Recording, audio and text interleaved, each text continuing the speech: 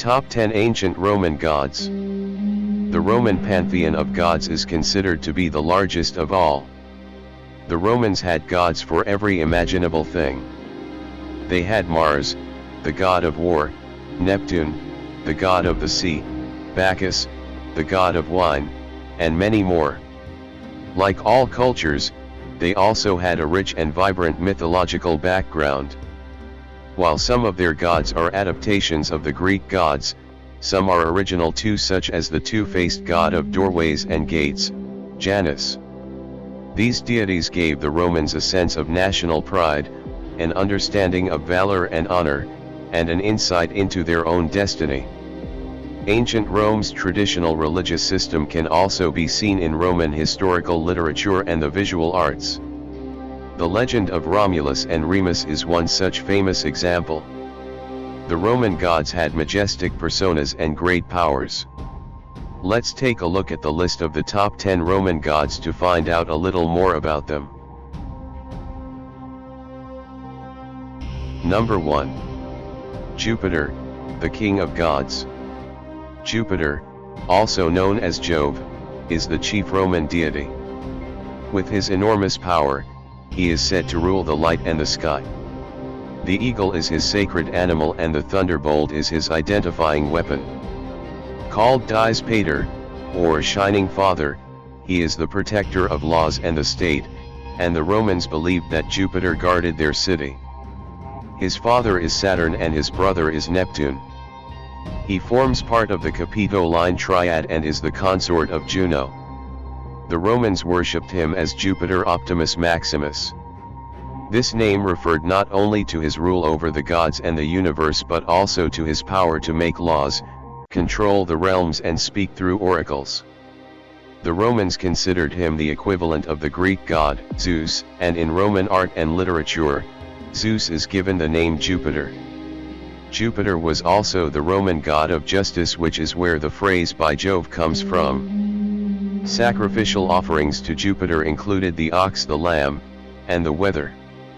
It was important that these sacrificial animals were white. Number 2. Neptune, the god of the sea.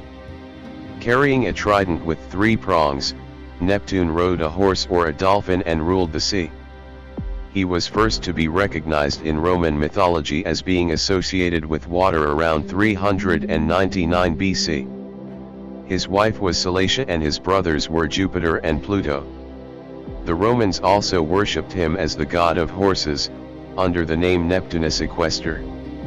His counterpart among the Greek gods was Poseidon, who formed the Greek trinity of Zeus, Hades, and Poseidon. Neptune had a reputation for being bad-tempered and was known as the god of earthquakes because his anger and furious rage were related to the shaking of the earth. One famous legend about Neptune is that of Cilicia and the dolphins. Amphitrite was Neptune's wife. Legend has it that Neptune saw Amphitrite, who was a water nymph, dancing on the island of Naxos. Captivated by her beauty, he instantly fell in love and asked her to marry him. She refused. Undeterred, Neptune dispatched one of his famuli, a dolphin, to find her again. The witty and charming dolphin was able to convince the nymph to change her mind and agree to the marriage proposal.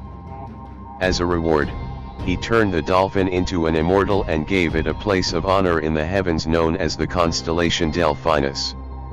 This is another reason why the dolphin is sometimes included in depictions of Neptune. Number 3. Pluto, the god of the underworld. The 3 sons of Saturn, namely Jupiter, Neptune, and Pluto, divided the world up between them. The sky and the sea went to Jupiter and Neptune respectively. The underworld was handed to Pluto. He is monogamous and is not believed to have had a child. He represents the positive aspect of the god who presides over the afterlife, and his Greek counterpart is Hades. The name Pluto is a cognate of the Greek word plautos, the name for the god of wealth. The Romans considered Pluto to be the giver of gold, silver, and other subterranean substances. Because these minerals were mined, Pluto was soon recognized as the god of the physical underworld. This led to him become the god of the spiritual underworld and therefore death. The Romans believed that if they uttered his name, they would die. Interestingly, the metal plutonium, which is connected to the planet Pluto, is radioactive and therefore potentially deadly. This substance surely deserves to belong to the god of death. Number 4. Apollo, the god of sun, music, and prophecy. Recognized as the god of music, healing, the sun and light, truth, and prophecy, plague, poetry, and more, Apollo was the son of Jupiter and brother of Diana. He is one of the most important and complex of Roman gods. Apollo is known in both the Greek and Roman pantheons of gods. Apollo served as an intermediary between the people and the gods. Due to his integrity and truthfulness, he was given the gift of prophecy. Not only is he powerful, but he also represents youthfulness, wisdom, and beauty. He has been the subject of many different literary works and pieces of art. Apollo was the most loved god of them all. He represented moral excellence, and his followers dedicated the cult of Delphi to him. The cult has had a significant influence over the state's religious and legal matters. Even today, Apollo is important on all levels of society.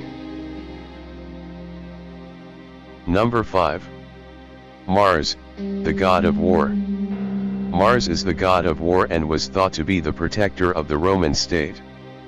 The month of March that gets its name from Mars was a month full of festivities and military celebration. His main consort was Nerio, who was a vital force and power behind Mars, and she was seen as the personification of Mars' divine powers.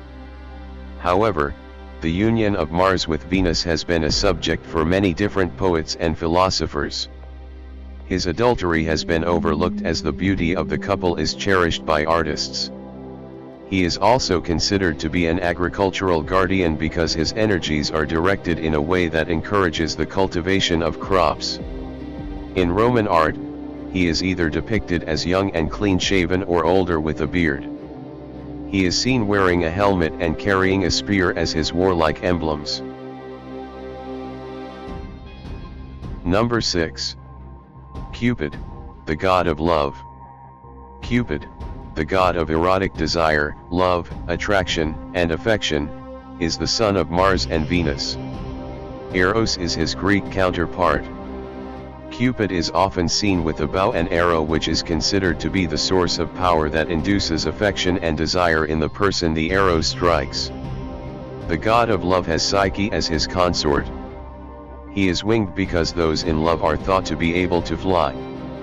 He became a familiar figure during the Middle Ages when under the Christian influence he represented the dual love of earth and heaven. A sleeping Cupid in Renaissance art signifies the absence of love and desire. Cupid's power to cause people to fall in love plays a major role in different mythical stories. Number 7. Saturn, the god of time, wealth, and agriculture. The reign of Saturn was seen as a golden age of plenty and peace. He was known as the god of dissolution, time, wealth, agriculture, renewal, and liberation. According to Varro, Saturn comes from sowing, and the Romans identified him as an agricultural deity similar to the Greek god, Kronos. He was the son of Uranus and Gaia, and two of his consorts were Ops and Lua. Ops was associated with wealth, abundance, and resources, and Lua was the goddess to whom soldiers sacrificed captured weapons.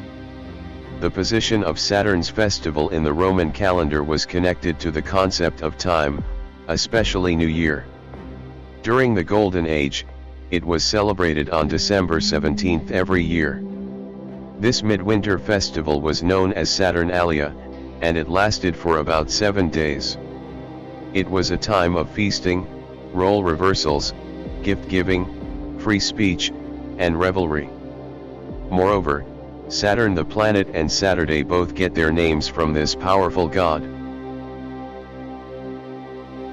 Number 8. Vulcan, the god of fire. Ancient Roman myths call him the god of fire, metalworking, volcanoes, and forging, and he is depicted as holding a blacksmith's hammer. He was the Roman equivalent of the Greek god Hephaestus. August 23rd was celebrated as Vulcanalia, the annual festival which was named in his honor. The Romans believed that Vulcan represented both the destructive and fertilizing powers of fire. Vulcan was the son of Jupiter and Juno. He was born with a red, disfigured face and was abandoned by his mother. He was thrown off a cliff and taken in by Themis as her son when he fell deep into the sea. The water then became his new home. Once, he found the remains of a fire on the beach left behind by some fishermen. The red-hot glowing coals bewitched him.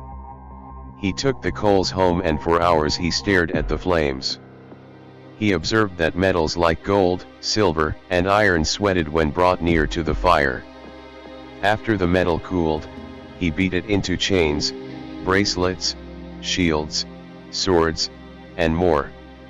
As a gesture of love, Vulcan made spoons and knives with pearl handles for Thetis, his foster mother. He also created a golden slave girl who performed various tasks for him. Number 9. Mercury, the god of financial gain, poetry, and eloquence. Mercury is a significant Roman god and part of the deities sense in the Roman pantheon. He represents luck, commerce, travelers, eloquence, poetry, trickery, and thieves. Moreover, he is believed to guide souls to the underworld. According to Roman mythology, he was the son of Jupiter and Maia. He is depicted in idols and paintings as holding a caduceus in his left hand, just like his Greek counterpart Hermes, who was given a magic wand by the sun god, Apollo, which afterwards changed into a caduceus. As the god of commerce, Mercury was depicted on 2 early bronze coins of the Roman Republic, the Semoncia and the Sextans. He has also featured in literary works by Ovid and Virgil. His temple in Rome was built in the Circus Maximus in 495 BC.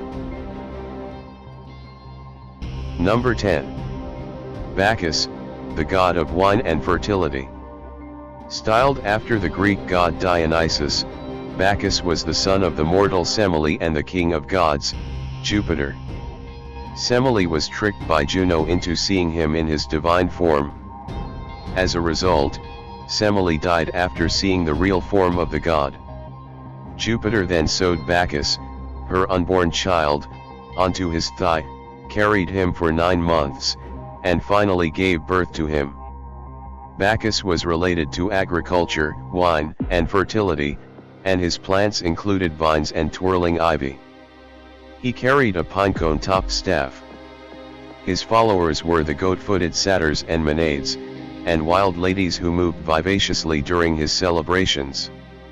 In art, he is seen as a child with curly hair drinking wine, or a heavily drunk man, sometimes being put to bed by nymphs and satyrs. Sometimes he is portrayed as a young man wearing nothing but a crown of grapes and vine leaves. And that's where our video ends, and if you like this video that you can learn from, don't forget to like and subscribe so that you will always be updated on our next video.